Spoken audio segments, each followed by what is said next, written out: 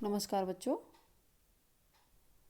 हम महाकवि कालिदास द्वारा रचित अभिज्ञान शाकुंतलम के पंचम अंक का अध्ययन कर रहे हैं।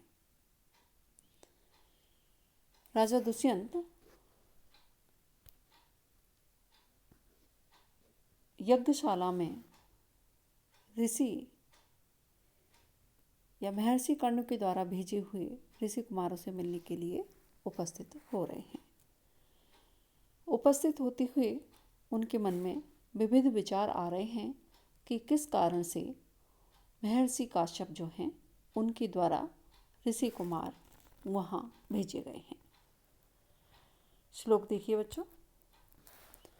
किम तावत व्रतीनाम उपोढ़ तपसां विघ्नहि तपोदूषितम धर्मारण्यचरेषु केनचित् उत प्राणिषु असत् चेष्टितम आहोसित प्रसवो मम अपचरितै विष्टम्भितो विरुधाम इति आरूढ़ बहुप्रतर्कम अपरिच्छेद आकुलम मे मनः। कह रहे किम तावत उपोढ़ तपसां वृतीनाम तपः विघ्नहि दूषितम। किम तावत क्या उपोढ़ तपसां उच्च कोटि के जो वृतीनाम तपः जो तपस्वी वृति ऋषि हैं उनके तपः तपस्या को विघ्न ही दूषितम विघ्नों के कारण दूषित किया गया है या दूषित हो गई है। राजा विचार कर रहे हैं कि क्या उच्च कोटि के जो तपस्वी वृति ऋषि हैं उनकी तपस्या को विघ्नों के कारण दूषित किया जा रहा है या दूषित हो चुके हैं। उत धर्मारण्यचरेषु प्राणिषु केनचित असच्चेष्टितम अथवा तपोवन में विचरण करने वाले जो प्राणी वर्ग हैं अर्थात मृग हाथी आदि जो प्राणी हैं उन पर किसी के द्वारा असत चेष्टितम अनुचित चेष्टा की है अर्थात उन पर कोई कष्ट आ गया है।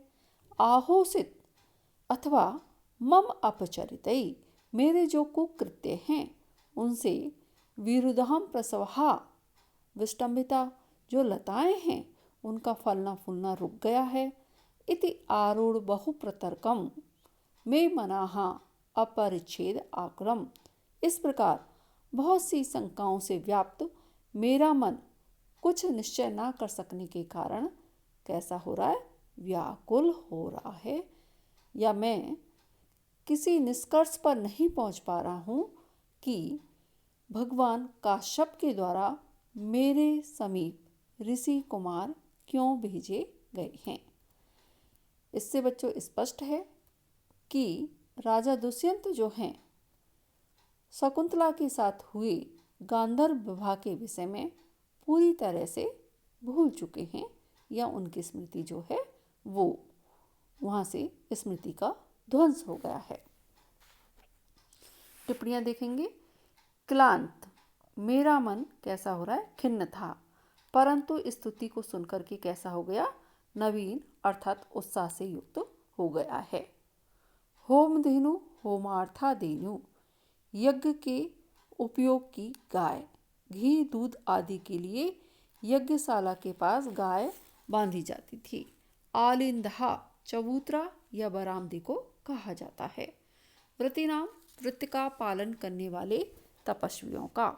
उपोढ़ तपसाम ऊंची तपस्या करने वाले। उपोढ़ का अर्थ अत्यधिक या उच्च है। उपोढ़म तपः येषाम तेषाम बहुब्रीहि समास है। उपोढ़ उपधन वह धन तय संप्रसारण के द्वारा वा को उ और होढ़ा सूत्र से हा को ढ आदेश वह का तय प्रत्यय करने पर ऊढ़ रूप बनता है। विघ्न ही राक्षसों आदि के विघ्नों से दूषितम विघ्न युक्त हो गया है। दुष्धन ऋच धन तय ऋच करने पर 200 णौ से ऊ को दीर्घ ऊ असत अनुचित अशिष्ट अपरिचितई कुकृत्य या पाप यह माना जाता था कि राजा के पापों के कारण ही प्रजा पर कोई आपत्ति या विपत्ति आती है। कहा गया है कि राज्ञो अपचारात पृथ्वी स्वल्पसस्या भवेत् किल अल्पायुषः प्रजा सर्वः दरिद्रः व्याधिपीडितः राजन प्रजासु ते कश्चित् अपचारः प्रवर्तिते। ऐसा रघुवंशम में है। न राजा अपचारम अंतरेण प्रजासु अकाल मृत्यु संचरति। उत्तर रामचरित की अंक 2 में भी इसी तरह का भाव प्रस्तुत श्लोक में है। राजदोषै विपद्यन्ते प्रजा ही अविधि पालितः असत्वृत्ते ही नृप्तौ अकाले मृते जनः। रामायण की 7वें कांड में हमें ये प्राप्त होता है। प्रस्वः फल फूल की उत्पत्ति। आरूढ़ आरूढ़ः वहवा प्रतर्का यस्मिन तत् बहुब्री समास है जिसमें बहुत से संशय उत्पन्न हो रहे हैं। अपरिच्छेद आकुलम। परिच्छेद का अर्थ है काटना, विवेचन करना, अतएव निर्णय करना। कुछ निर्णय न कर सकने से व्याकुल हूँ। आरूढ़ बहु व्याकुलता का कारण है, अतः काव्यलिंग अलंकार है। प्रतिहारी सुचरित नंदिन ऋषियो देवम सभाजितुम आगता इति तर्कयामि। मैं समझती हूँ कि आपके सच्चरित्र से प्रसन्न ऋषि लोग महाराज का अभिनंदन करने के लिए आए हैं। ततः प्रविशन्ति गौतमी सहिता शकुंतलां पुरस्कृत्य मुनयः। तदनंतर गौतमी के साथ शकुंतला को आगे किए हुए मुनियों का प्रवेश होता है। पुरश्च एषां कंचुकी पुरोहितश्च। उनके आगे कंचुकी और पुरोहित भी चल रहे हैं। कंचुकी इतो भवन्ता, आप लोग इधर से आइए। सारंगरवः सारद्वत। सारंग सारद्वत से कह रहे हैं। देखिए श्लोक बच्चों। महाभागा कामम नरपति अभिन्न स्थिति असौ न कश्चित् वर्णानाम अपथम अपकृष्टो अपि भजते तथापि इदं शश्वत परिचित विभक्तेन मनसा जनाकीर्णं मन्ये हुतवहा परितं गृहम् इव। इम्पोर्टेंट है। कामम अभिन्न स्थिति असौ नरपति। कामम भले ही, अभिन्न स्थिति असौ नरपति, इन राजा दुष्यंत की स्थिति अन्य राजाओं की अपेक्षा क्या है? भिन्न है। अर्थात ये मर्यादा पालक हैं। वर्णानाम अपकृष्टापि कश्चित् अपथम न भजते। जो वर्ण हैं उनमें अपकृष्टः वर्णापि, जो निकृष्ट वर्ण है वह भी कश्चित् अपथम न भजते, किसी कुमार्ग पर नहीं जाता है। या इन राजा दुष्यंत के राज्य में या प्रजाजन जो हैं वे नियम आदि का संपूर्णतया क्या करते हैं? पालन करते हैं।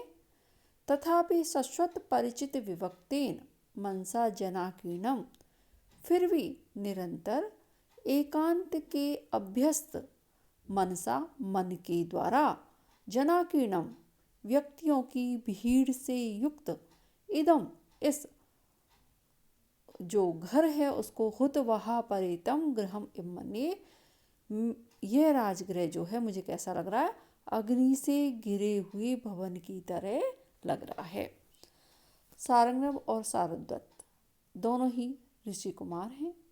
अभी तक तपोवन है उसमें निवास करते रहे हैं। तपोवन कैसा होता है? एकदम शांत होता है और सांसारिक जो विषय उपभोग हैं या क्रियाकलाप हैं उनसे दूर या बिल्कुल भिन्न।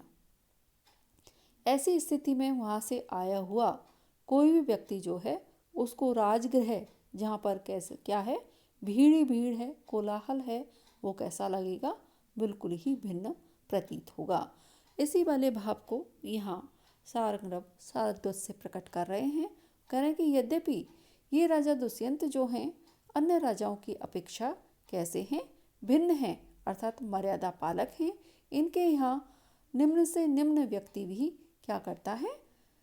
कुमार्ग पर नहीं जाता है या नियमों का पालन करता है, फिर भी मैं निरंतर किससे परिचित हूँ? एकांत में रहने से परिचित हूँ। इसलिए व्यक्तियों से व्याप्त यह राजमहल मुझे ऐसा लग रहा है मानो अग्नि से लिपटा हुआ कोई घर हो। टिप्पणियाँ देखेंगे। सुचरित शोभनम चरितम सुचरितम सुचरितेन साधु नंदतीति। आपके सुंदर आचरण से प्रसन्न। समाजितुम अभिनंदन करने का या सत्कार करने को। समाज धातु चुरादिगण है, इसका अर्थ है स्वागत या सत्कार करना। महाभागा महाभाग्यशाली, महानुभाव, महान भागहा भाग्यम यस्य सा बहुव्रीहि समास है। महाभाग अति पवित्र आत्मा और महायशस्वी को कहते हैं। महाभाग का लक्षण है आरभ्य उत्पत्ति माँ मृत्यु कलंको यस्य नो भवेत्। स्यात् चैव अनुपमा कीर्ति महाभागा स उच्यते। कामम भले ही मानता हूँ कि यह अव्यय है। अभिन्न अभिन्ना स्थिति येन सह बहुव्रीहि समास है, जिसने मर्यादा नहीं छोड़ी है, अर्थात मर्यादा पालक। स्थिति का अर्थ है मर्यादा। अपथम न पंथा तत्पुरुष, पथो विभाषा से समासांत अप्रत्यय। अपथम नपुंसकम से नित्य नपुंसक। अपकृष्टः निकृष्ट अर्थात शूद्रादि भी कुमारगामी नहीं है। ब्राह्मण आदि का तो कहना ही क्या। शाश्वत निरंतर एकांत स्थान में रहने के अभ्यासी मन को भीड़ से युक्त देख करके ऐसा लग रहा है मानो वो कैसा है, अग्नि से लिपटा हुआ घर हो। तपस्वी शांत और एकांत स्थान में रहते हैं, अतः उन्हें भीड़ देखकर अशांति की ही होती है। हुतवहेन परितम तत्पुरुष समास है, अग्नि से व्याप्त। यहाँ पर अशांति का कोई कारण न होने पर भी घबराहट होने से विभावना है। शांति के कारण राजा की महानुभावता और प्रजा की पवित्रता के हेतु भी शांति का अनुभव न करने से विशेषोक्ति है। इव के द्वारा उपमा है, यहाँ मानने से उत्प्रेक्षा सूचक नहीं है। आगे देखिए। सारद्वतः स्थाने भवान पूर्व प्रवेशात इत्थम भूतः समृतः। यह उचित ही है कि आप नगर में आने से इस प्रकार के हो गए हैं। अहम अपि मैं भी। देखिए। अव्यक्तम एव स्नातः शुचि असुचिम एव प्रबुद्धः एव सुप्तम बद्धम एव स्वैर्गतिर्जनम यह सुख संगीनम अवेमी। कह रहे हैं कि सुख संगीनम सुखों में आसक्त या सांसारिक विषय आदि में आसक्त जन्म व्यक्तियों को मैं उसी प्रकार से समझता हूँ या देख रहा हूँ जैसे स्नातः अभ्यक्तम एव। कोई व्यक्ति स्नान किया हुआ जो है वह अभ्यक्तम तेल लगाए हुए व्यक्ति को देखता है या स्नान न किए हुए व्यक्ति को देखता है। शुचि असुचिम एवं पवित्र व्यक्ति अपवित्र को देखता है। प्रबुद्धः सुप्तम एवं जागा हुआ व्यक्ति सोए हुए को देखता है। स्वैर गति बद्धम एवं अवयवी और स्वच्छंद गति वाला व्यक्ति बंधे हुए को देखता है।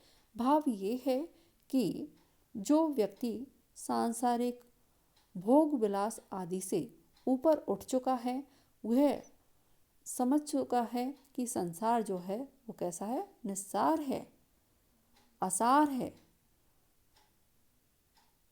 मुख्य जीवन का लक्ष्य क्या है, मोक्ष ही है। तो ऐसा व्यक्ति ये देखता है कि ये व्यक्ति इसमें लगे हुए हैं जबकि ये जीवन की कैसे हैं, क्षणभंगुर हैं, क्षणिक हैं, चिरस्थायी नहीं हैं। तो इसी प्रकार से तपोवन में रहने वाले व्यक्ति जो सांसारिक जन हैं उनको देख रहे हैं। टिप्पणियाँ देखिए बच्चों। स्थानीय उचित है, युक्त है, यह अव्यय है। अभ्यक्तम इस श्लोक के दो अर्थ हैं, एक स्थूल और दूसरा सूक्ष्म है। स्थूल अर्थ है मैं सुखासक्त व्यक्तियों को ऐसा ही समझता हूँ जैसे नहाया हुआ, स्नान ना किए हुए को, पवित्र अपवित्र को, जागा हुआ सोए हुए को, स्वतंत्र बद्ध को। इस श्लोक में मुमुक्षु की 4 अवस्थाओं का वर्णन है जिनको उसे पार करना होता है। इन अवस्थाओं को पार करके वह मुक्त होता है। ये 4 अवस्थाएं हैं: देह शुद्धि, मनहा शुद्धि, तत्व ज्ञान के द्वारा वैराग्य और माया के बंधनों को नष्ट करके मोक्ष प्राप्ति। इनका ही श्लोक में क्रमशः वर्णन है। नहाया हुआ अर्थात देह शुद्धि वाला व्यक्ति जिस प्रकार अशुद्ध देह वाले को देखता है। सांसारिक लोग विषयों में ही फंसे रहते हैं, अतः उनका शरीर शुद्ध नहीं होता है। शुचि अर्थात मन वचन कर्म से पवित्र। इसके द्वारा मनहा शुद्धि की ओर विशेष निर्देश है। जैसे पथिक पवित्र मन वाला व्यक्ति अपवित्र मन वाले को देखता है। प्रबुद्ध का अभिप्राय है कि जिसको तत्व ज्ञान हो गया है वह विषयों में फंसे व्यक्ति को सोया हुआ समझता है। स्वैरगति का अभिप्राय है जो माया के बंधनों से मुक्त हो चुका है अर्थात पूर्णतया स्वतंत्र है। उसको सांसारिक व्यक्ति माया में बद्ध दिखाई देते हैं। अव्यक्तम एवं तेल लगाए हुए को जब तक मनुष्य तेल लगाकर स्नान नहीं कर लेता तब तक अपवित्र माना जाता है। कहा है कि तैलाभ्यंगे चिता धूमे मैथुने क्षौर कर्मणि तावत भवति चांडालो यावत स्नानम समाचरेत। अव्यक्तम अविधन अंजधन तय। प्रबुद्धा तत्वज्ञानी व्यक्ति प्रबुद्ध होता है और अविद्या से ग्रस्त सुप्त होता है। गीता में भी कहा है यस्याम जागृति भूतानि सा निशा पश्यतो मुनि। स्वैरगति स्वच्छंद गति वाला विषयों से विरक्त व्यक्ति स्वतंत्र होता है और विषयों में मग्न बद्ध और परतंत्र होता है। स्वैरागति यस्य सा बहुव्रीहि समास है। सुख संगिनम सुखे संगहा यस्यास्तीति। मत्वर्थ में इन्हीं सुखों में आसक्त। इस श्लोक से ज्ञात होता है कि शांत वातावरण में रहने वाले तपस्वी सांसारिक लोगों को किस प्रकार का समझते हैं और अशांत वातावरण से कैसे घबराते हैं। सारद्वत ने स्थिति का गंभीरतापूर्ण वर्णन किया है। उसके वक्तव्य में उद्वेग और दया दोनों भावों का मिश्रण है। एक सुख संगी के अनेक उपमान होने से मालोपमा है। देखिए, शकुंतला निमित्तम सूचित्वा अपशकुन का अभिनय करके अहो किम मे बाम इतरम नयनम विस्फुरति, ओहो मेरी दाहिनी आँख क्यों फड़क रही है। ऐसा माना जाता है कि पुरुष की अगर दाहिनी भुजा स्पंदन करती है या आँख स्पंदन करती है तो उसे शुभ प्राप्ति होती है, किंतु महिला की यदि दाहिनी भुजा या दाहिनी आँख फड़कती है तो उसे अपशकुन माना जाता है या उसे अच्छा प्राप्त नहीं होता है। गौतमी जाते पुत्री प्रतिहतम अमंगलम, अमंगल दूर हो। सुखानी ते भर्तु कुल देवता वितरंतु, तेरे पति कुल के देवता तुझे सुख प्रदान करें। इति परिक्रांति चारों ओर घूमती है।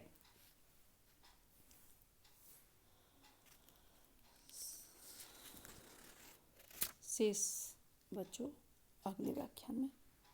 तब तक के लिए धन्यवाद।